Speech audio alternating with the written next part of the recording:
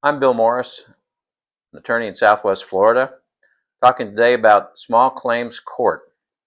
Small claims courts are designed to allow people to pursue their own actions either as a plaintiff or as a defendant.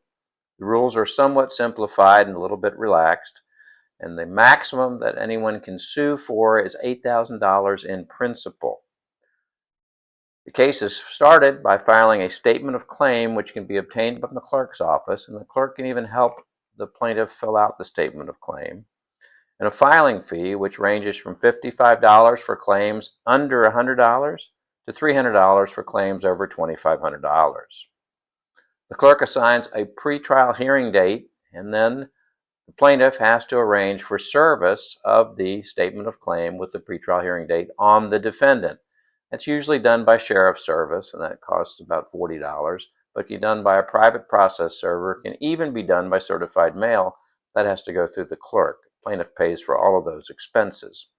Assuming service is successful, the defendant can file a counterclaim or claim against the plaintiff for up to 5 days prior to the pretrial. If either party wants a jury trial, the plaintiff has to ask for a jury when the complaint is filed. The defendant has to ask for it within 5 days of being served. Attendance at the pretrial is mandatory. If the plaintiff doesn't show, the case is dismissed. If the defendant doesn't show, the plaintiff gets a judgment for whatever he asked for in the complaint or the statement of claim. If the case is not settled at the pretrial, the clerk and judge generally sets the case for trial about 4 to 8 weeks after the pretrial. Small claims cases are usually short, lasting about an hour when the parties don't have attorneys. At the end of the trial, the judge will enter a judgment for one party or the other. What are the biggest problems that plaintiffs have or defendants in presenting their cases?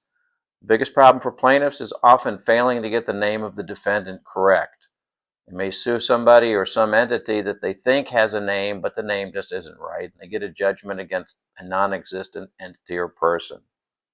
Both parties tend to want to tell their story, and in doing so, omit important points to be made in order to succeed either with a defense or with a claim under Florida law. After the judgment is entered, the court doesn't force the defendant to pay if the plaintiff wins. The plaintiff actually has to pursue collection action, which can be garnishment of bank accounts, effort to levy on property, and other manners of collection, most of which are beyond the ability of a normal person to pursue. Clerks don't help with collection, and that's a time when attorneys are usually hired to pursue. That's a brief summary of small claims court. I hope you've enjoyed it.